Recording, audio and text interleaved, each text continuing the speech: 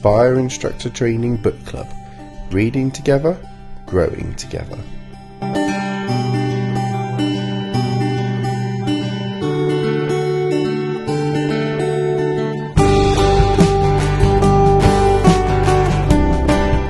So welcome to another episode of the Book Club. I'm joined by Terry Cook from the Instructor podcast, and today's book we are going to be talking about Supercommunicators by Charles Duhigg. So welcome, Terry. Hi, Phil. Hi, and I'm just going to start with this. How did you find this book, Terry? It's all right, wasn't it? Yeah, about that, I would say. Yeah, all right. We'll call it that. It was interesting. It was a good, so I listened rather than read, and I think it's a book I would struggle to read because it was quite long-winded. And I think if I'd read it, I would have wound up putting it down. And it was the book that I had on a higher speed, and I rarely have higher speed on my when I'm listening to books and podcasts and stuff because I like to ingest the words. I like to feel it, but sometimes when I get a bit frustrated with a book, I will speed up. And I think I got up to 2.4 speed on this at one point. And that's not saying it was a bad book. There were some interesting ideas in there.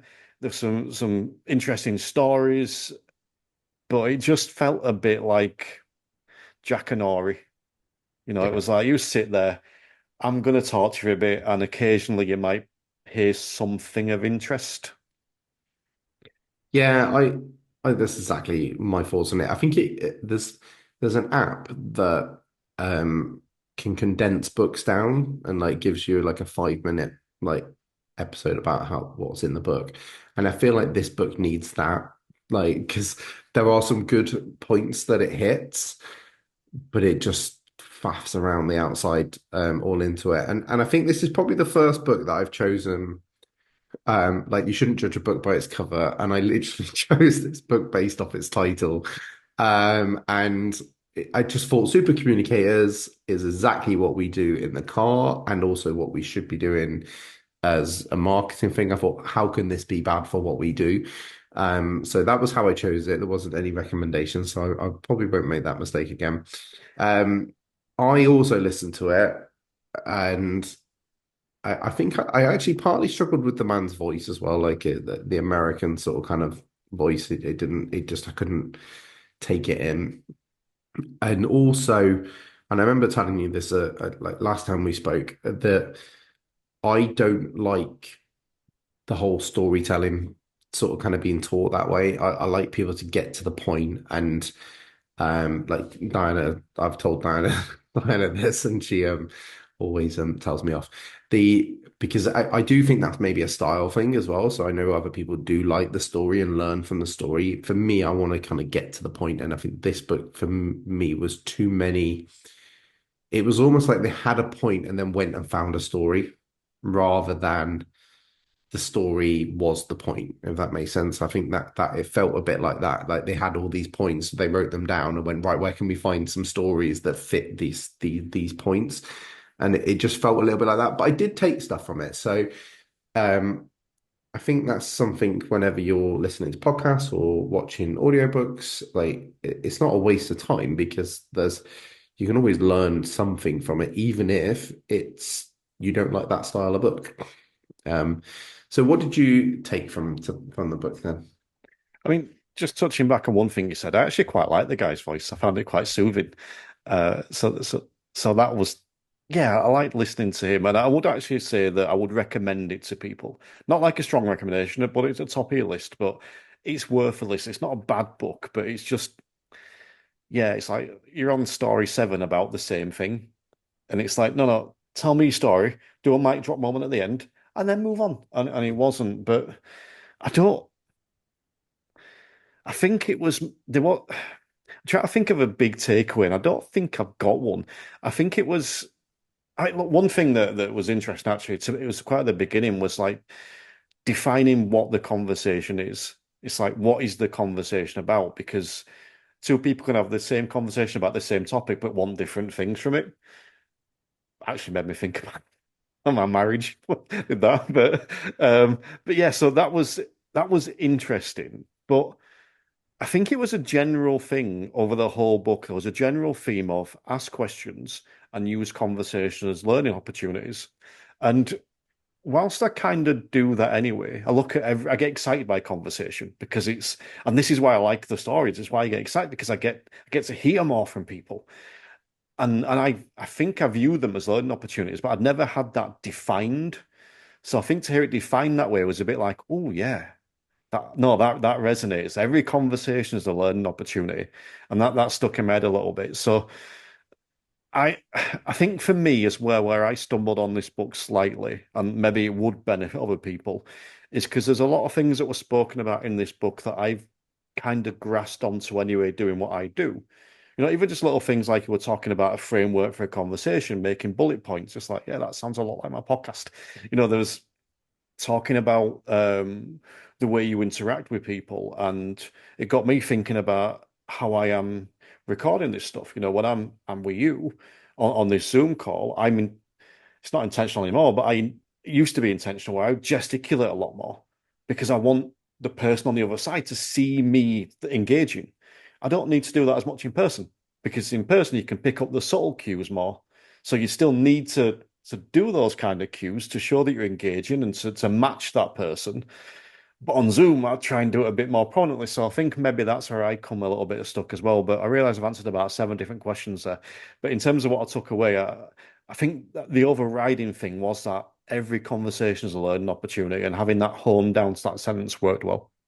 Yeah, I think I agree, and I like the idea of particularly that part you talked about where they said about the it could be different reasons for this conversation and agreeing.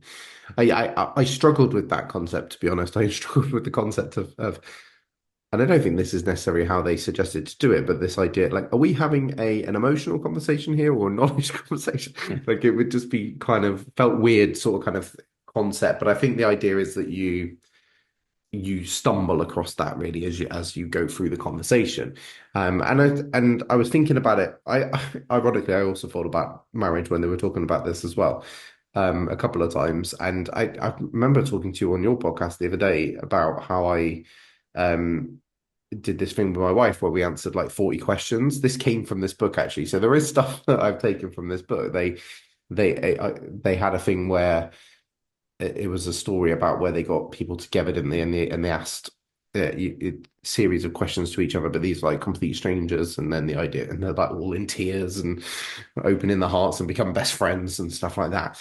And so I thought that'd be an interesting idea to kind of not those exact list of questions, but an interesting idea. So I think I've taken that from that side for like a personal side, doing more stuff like that. Um, from an in-car driving lesson side, I suppose a lot of the time, not all of the time, the conversation is actually clear what we want to get out of it because it's learning. But not always, because sometimes there is your pupil will get in the car and want to unload and tell you their life stories. So it's knowing those moments as well to when to sort of kind of not steer the conversation into a driving lesson because actually your pupil's not going to have a good driving lesson if they are like holding all of this emotional stuff. If they get in the car and want to tell you that you've got to let them let it out, really, rather than sort of kind of push them onto that story. So I think that sort of side I picked up on. The other thing I've got here is that's again linked to what we do in the car about listening. And it's all stuff we like, really talk about quite regularly, like with active listening, but things like picking up on body clues and the tone of what people are talking about. So they talked about that in the book. So if anybody is thinking about like going to get it, I think that section's really good for that because it does talk about stuff that we need to be listening in the car. I think also whilst I was listening to that, I considered the tip that we always sort of kind of suggest, which is go and sit in the back of a car, in the back of a lesson, because that's where you truly know whether you're listening or not in the car, because you hear so much more when you hear those different tones and body languages and things going on and you truly hear what the pupil's saying because you're not thinking of your next question. So if anybody is struggling with listening, then that would be my tip. And then the other thing I use in the car is They called it looping for understanding. And it what actually I said I don't like stories, but I did like this story where they managed to get pro-gun and anti-gun people in the same room to have conversations. And I think I've seen a YouTube video of this happening. And they set rules, and the rules were that you had to keep looping back for understanding. So, am I right in thinking, basically, is what they were saying. And that's something I always advise PDIs to do in the car. So we're already doing what we do in the car.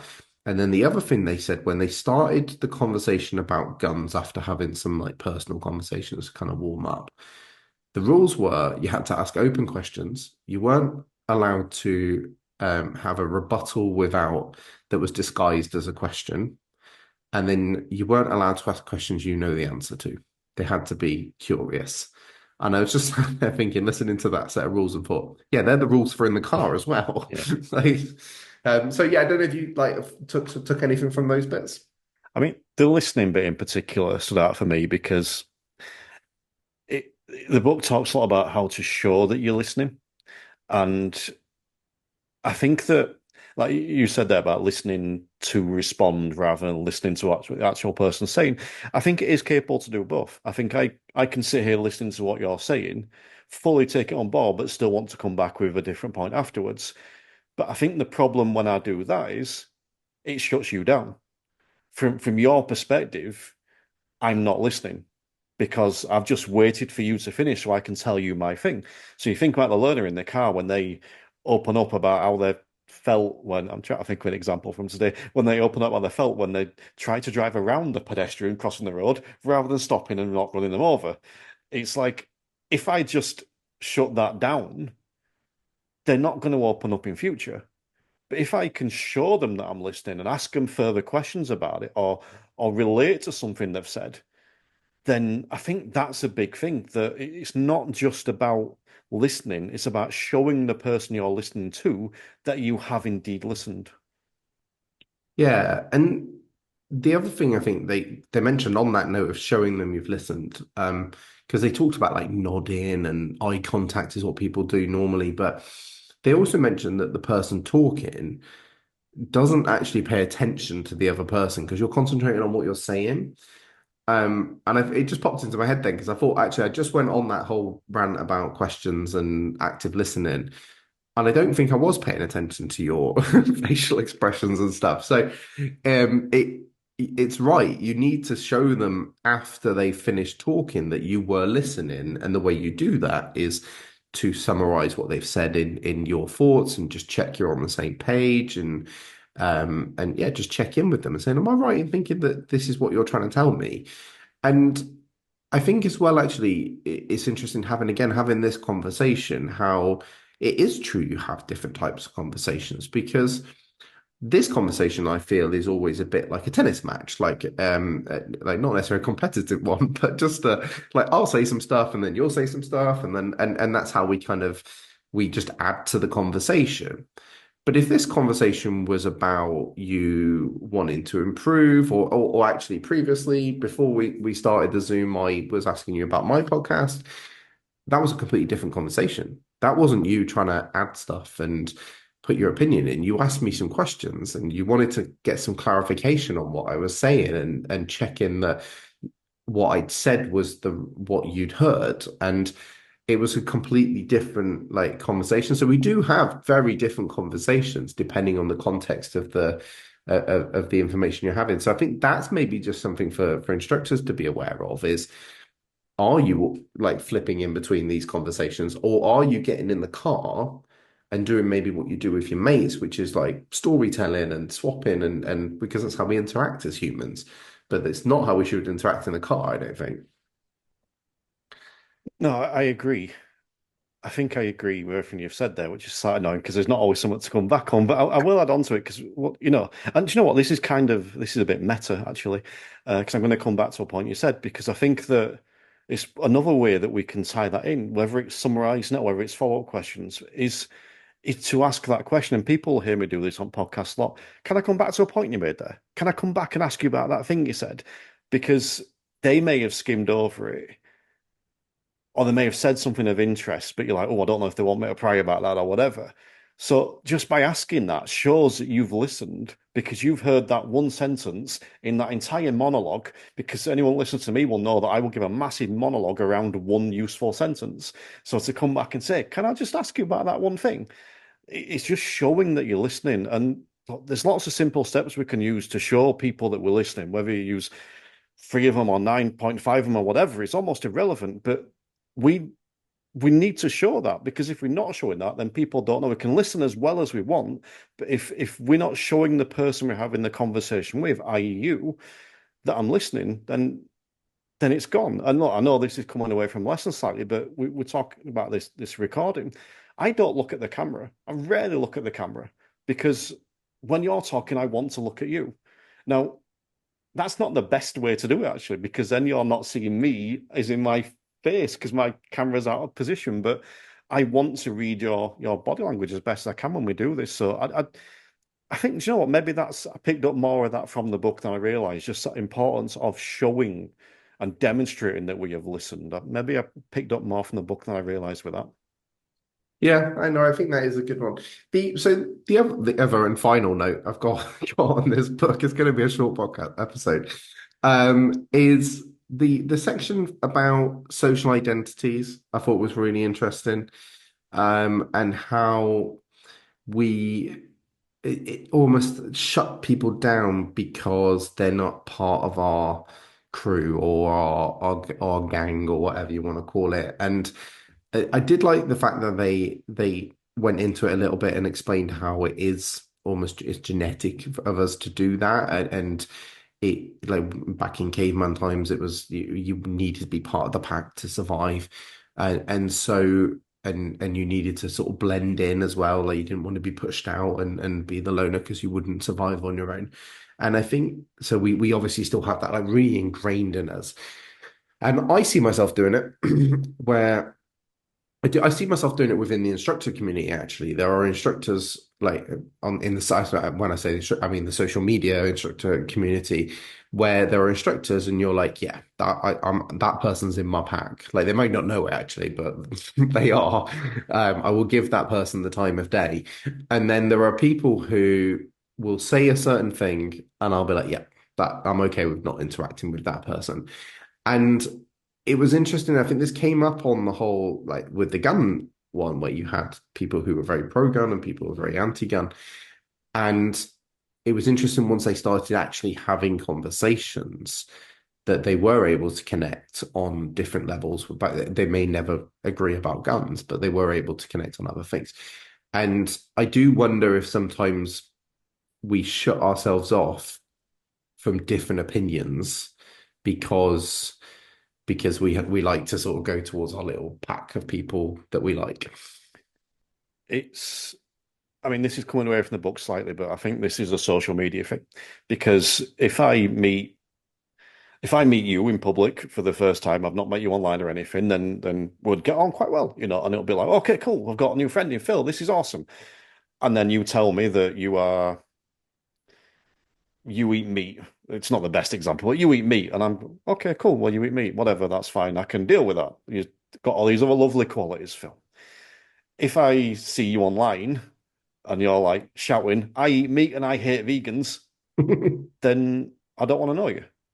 But if I'd met you in person first, then I would still want to know you. So I think you're right. I think it's the social media presence of we see that element of someone's identity before we see the person.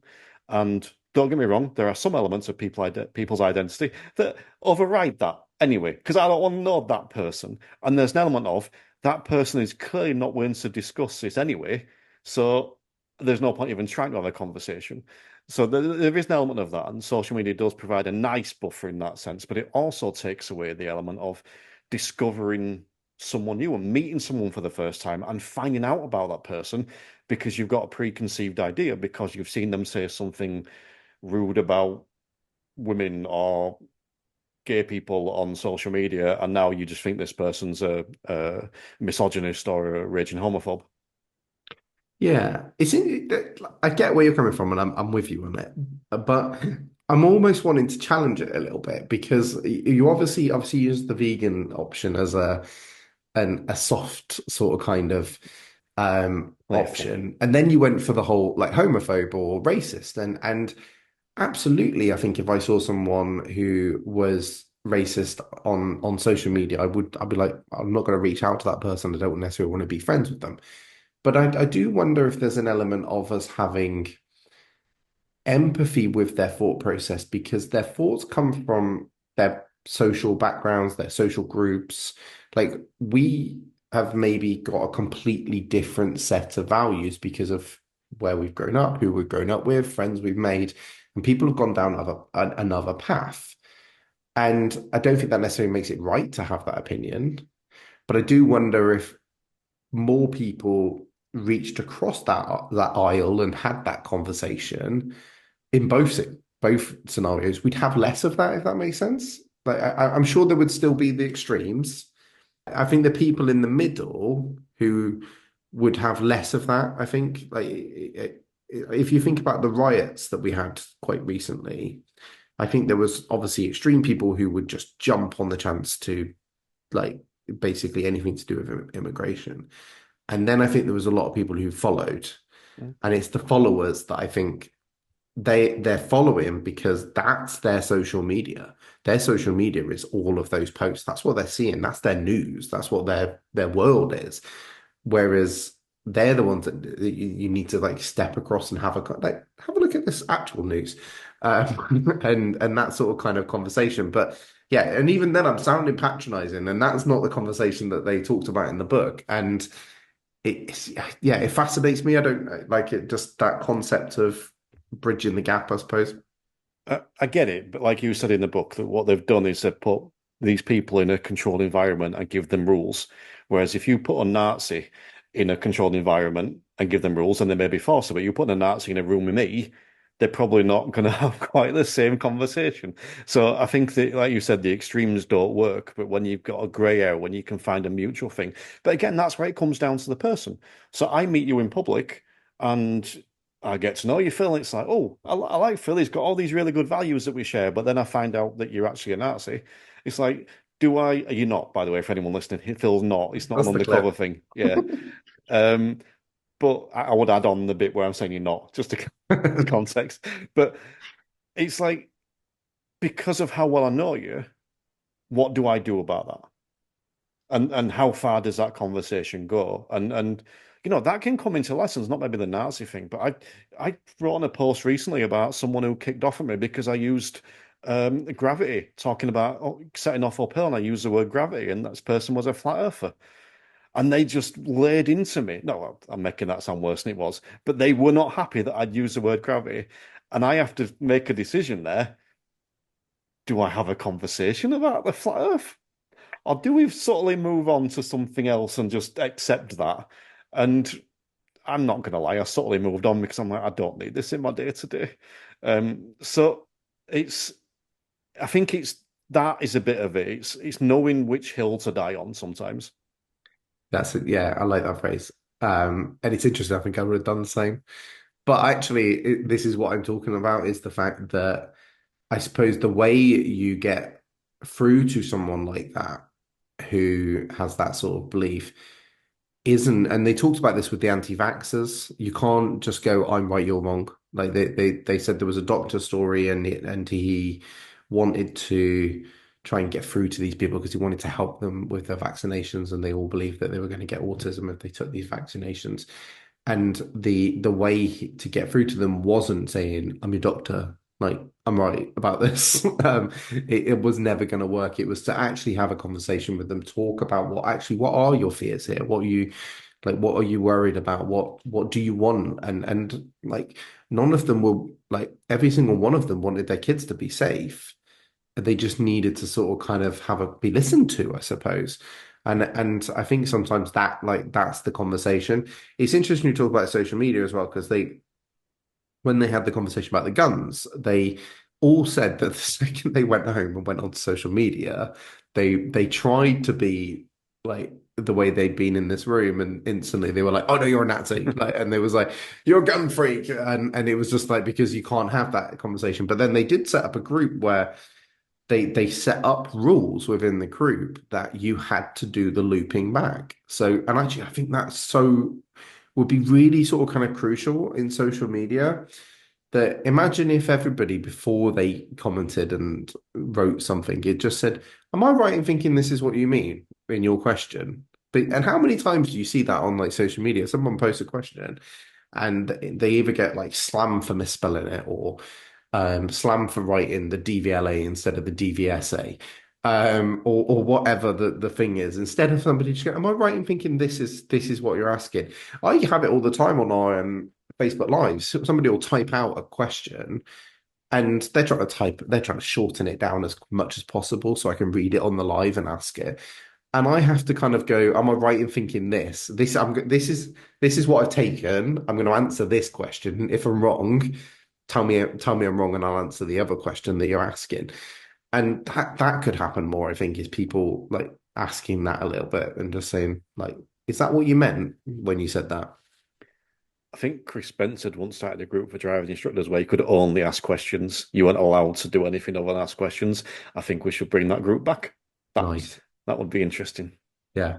Like actually, talking of Chris, he is very good at doing that on Facebook. He's very good at saying like this is what I've taken from what you've said.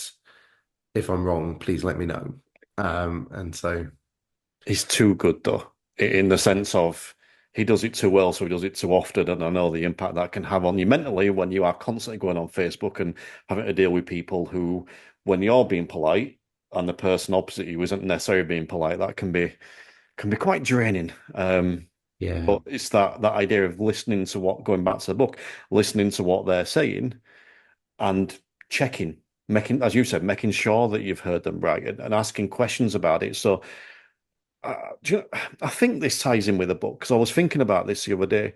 I think a lot of people just want to be acknowledged. I think sometimes, like learners, just want to be acknowledged that, yeah, this thing is hard. I think that they just want, I think instructors want to be acknowledged that, yeah, the job's not easy and the waiting time is horrific. And I think that sometimes when people shout about this stuff, they just almost want the hug and they just want someone to go, yeah, I get it. I'm sorry. Yeah. And I think sometimes when I moan about this stuff, I'd like someone to do that to me. So if anyone wants to, by the way, you're more than welcome. But yeah, I that think just they want that acknowledgement sometimes. interestingly, that actually brings us back round to the front of the book where they talked about the different reasons for conversations. And sometimes people just want to have a moan and be heard and just go, "Yep, I agree. Your boss is an idiot." And they don't want that solution. I'm quite bad at this because I'm a solution-based person. Like, if there's a problem, I don't want to moan about it. I want to fix it. And if I can't fix it, then I'll move on, basically. And whereas actually, I think sometimes people don't want that fix. They want to just go, yeah, I'm just want to have a little whinge about this and that'll make me feel better and then I'll move on. And I think it is that it's interesting that you got to kind of sometimes gauge that, like where do I jump in with that conversation? Do you want me to fix it? And maybe that is the question. Like, do you want a solution here or do you want me to just play along? That's something I use. Do you want just to rant? Do you want me to listen? Do you want to talk about it, or do you want me to offer you some ideas? Hmm. And people they can throw their own solution up, but they pick from one of those three, and often it's just they want to rant. But it's not, you don't, you know what you need to do about the problem. It's just you don't like the problem, so you want to moan about it, and you don't need a solution. And sometimes you reach out to someone, they give you a solution, like, I know that, I just don't like it. So yeah, I think Yeah, I can't it's remember. I interesting. heard somebody tell me this the other day that they do that in voice notes. That they'll send their like best friend a voice note saying, "I'm just gonna have a rant for 10 minutes. There's no need for you to reply to this. I just need to get it off my chest." And I can't remember who said it. That may well have been Chris Spencer about what he does to me because he does that, and I think he said it on the green room recently. Possibly, yeah, maybe. But it was, yeah, it's a good idea. Why not send a little rant to someone that you know that is not? Maybe it's that instead of posting it on Facebook, Yeah. rant to someone you know and trust. Have you got anything else you would like to add to about this book? Couple of things I'll touch on because I thought there were just a couple of interesting stories in there. One I'd heard before, but I thought they explained it really well, which was the idea of women not doing as well as men in tests, but that's because they've got a preconceived idea that they're not going to do as well. And as soon as they built their confidence up before the test or made them not think about it as a test, they actually did equally as well. So I've heard that before, but I think it's an interesting one. But the other one was the one right at the start where basically it told the story of a juror who managed to use these conversational techniques to literally find someone not guilty and convince all these other jurors to find out not guilty when they were. And I'm not quite sure how I feel about that. I don't know whether that's good conversation or whether that's craftiness to get someone off the hook. Yeah, this is the issue, isn't it? Like when I read these books, is are you manipulating people Yes. with the power of conversation? I think there's a film about that juror thing where the person is like constantly asking questions. But it was actually interesting. I think this was one of those ones where I felt the story went on too long to make the point with the juror, but it was interesting how they didn't convince anyone effectively. They just did it by asking questions. They just kept asking people questions and getting them to talk about their thoughts and their feelings behind it, non-related stuff as well, to bring it round that yeah full circle. I think that was quite interesting with the terms of pe people in the car because how often do people get in the car and kick themselves with a stereotype of I'm an anxious driver, so I'm not going to be very good at this, or I'm older, so I'm not going to be very good at this. I'm a girl, so I'm not going to be very good at this. And have you seen that in the car with your learners? 100%. It's like I think the biggest one I see it with is female drivers, and they have that approach. And look at the stats. The pass rate for men is higher than the pass rate for women. Why? It's not because men are better. It's because they're more confident. They don't give a crap about as much stuff. Whereas the women, and again, I'm generalizing and stereotyping massively, but the women tend to care more. They tend to worry more. They don't have that. Sorry, they do have that sense of danger that a lot of young lads don't. So, and they come in with that sometimes as well. And you have to coax out of them. And it's great feeling when you do. And I know, maybe that's actually why I prefer working with women than men because you get to bring that out of them. Whereas with the lads, you often have to rein them in a little bit. So, but yeah, it's something I see a lot.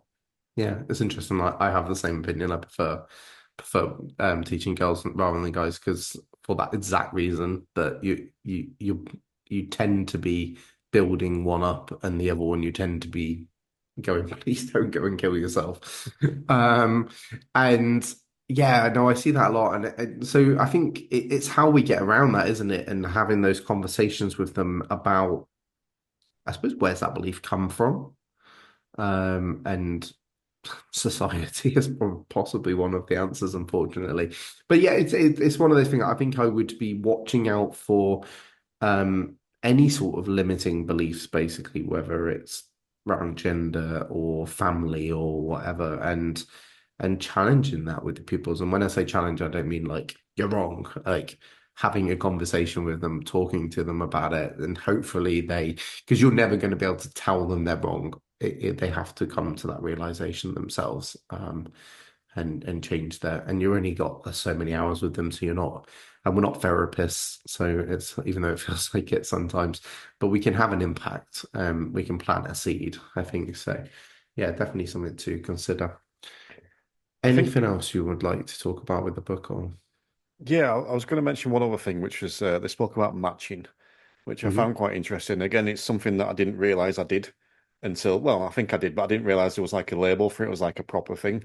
The idea of matching or meeting the person you're opposite. And I'll use a podcast example to begin with because I tend to do that on here. I'll make sure that my volume is equal to yours. I don't mean the volume turned up and down. I mean the loudness of my voice is. I will try and match yours. So when I get someone on that's quite loud, I'll raise. If I get someone that's energetic, I will be a bit more energetic. When I get someone that's quite demure or timid or held back, that's really difficult for me. I struggle with that, and this is the same for learners. When I get someone that's really shy and called up, it's like my natural instincts to try and pull them out of that. And that's often the worst thing you can do.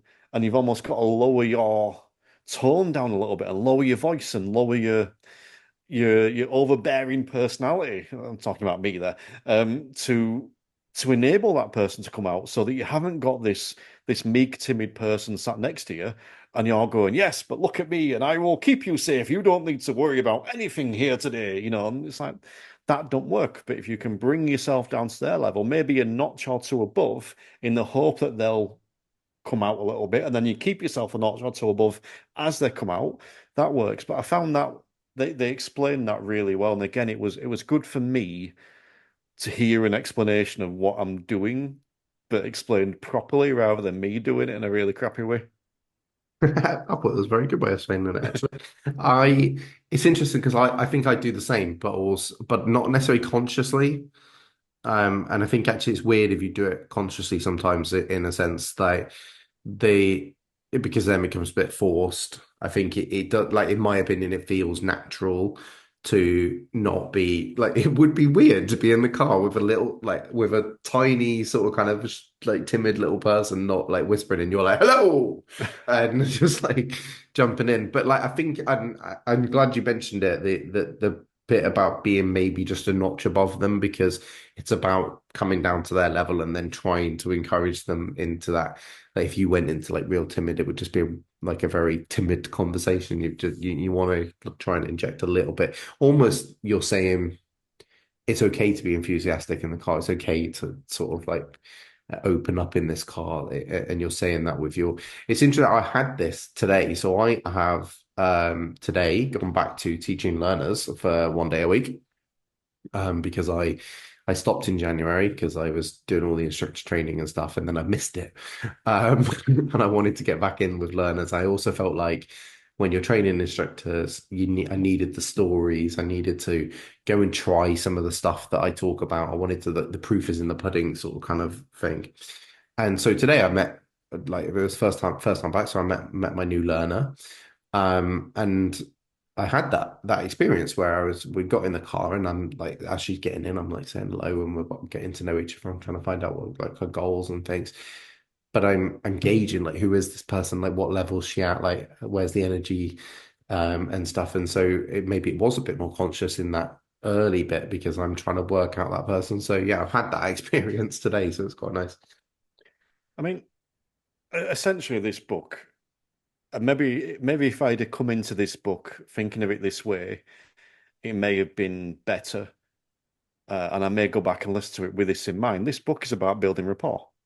That's literally what it is. The book tells you how to build rapport. So if you're someone that struggles to build rapport with your students or thinks that rapport means banter or bants, spell banter with an S or a Z, either way. If then this book would probably be quite good for you. And somewhat similar today, I'll give my example, my story from today, which got a student and she's not had a lesson for 3 weeks. She was poorly, she had a holiday, that kind of stuff. And she's come back and she's like, I said, and she hates driving. She's failed a test with someone else before. She's got all this trauma around driving. And I'm like, are you nervous today? Are you feeling it? And she went, no, I'm excited for my lesson. I'm like, oh, wow, this is awesome. And they kind of played on it. We had a joke about it. And what do you want to do? She goes, I want to go and do everything we've done so far because I want to make sure I've still got it. I'm like, okay, this is cool. We can do a bit of everything. And if there's any issues, we can work it. Yep. I just want to make sure I've still got it. I'm like, I kind of like that goal. Let's go see. So we're doing all this stuff and there's one roundabout local to me. So anyone in the sort of Leeds area will be familiar with Lawnswood roundabout. She's terrified of this roundabout, but she's absolutely amazing at roundabouts. There are no issues. We've designated Lawnswood roundabout as a separate lesson. It is a roundabout that is different to all of us. And when we're near it, I'm like, do you want to go do it? She's like, yeah, will you talk me through it? I'm like, yeah. And then we've got there and tried to talk through it. She just ignored me and did it herself. But driving away from it, she starts crying. And she's like, I'm so proud. Like, this is awesome. Very, very rarely do this, and you probably shouldn't do this, but I did because this is a report I've got. I'm like, I think that warrants an on the move high five. So we did an on the move in car high five, and it's just that because I've listened. Oh, I sound like I'm bigging myself up, whatever. Because I've listened to her talk about roundabouts, and we got to the point it wasn't roundabouts, it was Lawnswood roundabout. And because we're able to come to a solution of let's take that away, we're not going to do that until you're ready. And that's just tucked away in his back pocket. And then today, because I've seen how awesome she's doing, I've thrown it in there where we're easily just to turn away from it. And she's got the report to me to go, yeah, but will you help me on the move approaching the roundabout? And then afterwards to be open enough to cry and admit she's crying and then do the on move high five. That's that rapport. That, oh God, really bigging myself up here. That's a super communicator. There you go. Nice. I love it. Nice. I love how you rounded that up. Absolutely. I love that story. And there's me going enjoying stories. Maybe it's the storyteller that's important to my stories that I listen to. The Yeah, there was so much good stuff in there, and I think interestingly, it sounded like because you took it away, it took the pressure off it, and then it was like, nah, let's give it a go. And rather than like this big thing I have to achieve, it was like, "Well, let's see what happens. If it goes wrong, who cares?"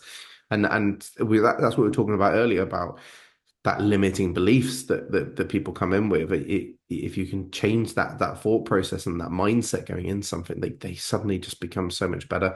And I'm all for high fives on the move, because actually, as you were saying it, I was like, I get it, and I can hear instructors going, "No, that's so dangerous." But if we're really going to teach safe driving for life, are your pupils never going to like high five their mates or be slightly distracted? So let's let them be distracted in the car with you, and it let because actually, how good would it have been if you high fived her and the car went wobbling all over the place? Because actually, you've got a learning point there to sort of say, well, maybe next time you high five someone in the car, you make sure you keep the car like you set yourself first before, and then it's maybe a little bit less dramatic high fives in the car, and you can make it in the learning point. And so, yeah, let's be real with them in the car. I think it's the way I would sort of kind of suggest that. I wouldn't do it on a standards check, but. It's, I don't think the youth high five today, Phil. I think it's more fist bumps and stuff. But yeah, Yeah, but if that just looks fist, like you're punching your pupils, so you can't do that. yes, I want to avoid that one where possible. Okie doke. Shall we wrap it up there? Because we've actually talked a lot longer than I was expecting to on this book. And actually, I think we've both come to the conclusion that we did learn from the book after both of us saying that we didn't necessarily love I, it. maybe my judgment was slightly clouded going in by you telling me that you weren't enjoying it, potentially. My bad. Yeah, Yep. I will blame you. Yeah, no, I thought that when I sent it. I heard somebody talking about that the other day that if you, like, even if it's the best film you've ever seen, like, how do you tell your friends to go and watch it without telling them it's the best film you've ever seen? Because the second you do that, you ruin the film for them because they go in with too high expectations. Like, it was great for you because you weren't necessarily expecting anything. And I feel like, yeah, probably I ruined the book for you by saying it's rubbish. I did later on send you another message saying it got better. So, Well, on that note, I know what next book is, and it's the best book I've ever read. so actually, on that note, the next book, and one thing that I think I do, and like I said, I think having reflected on this book and had a conversation with you, I do feel like I've learned more than I probably initially anticipated. And to be honest, if no one ever listens to these, I don't mind because I feel like I take in the books more because I have to really listen to them and make notes ready for a conversation with you. And I feel like I learn more with them. I hope people listen. But on that note, the next book is going to be Ray Seagrave's book, and I do not have it in front of me, so I can't remember what it's called. But everyone knows it. It's Ray Seagrave's only book that he has, and it looks like it's good. Coaching questions or something. Yeah, it's like 742 coaching questions. Yeah, we'll be reading them all out one by one on the next episode. But my guess is a lot more people will have read that book or will go and read that book in anticipation of the next book club. So I think the next one, what we'll do is we'll open it up to people if they want to come on and share their opinions and share what they've learned from the book, and we'll have a good old chinwag about Ray's book. Yeah, but you need to make the rule that you're only allowed to listen to that episode if you've listened to any of the previous ones. You Yeah, can't go just back. come along for the driving instructor specific one. No, yeah, you've got to go back and learn the format. Yeah. Yeah. Okie doke. Do you want to tell everyone where they can find you? Theinstructorpodcast.com.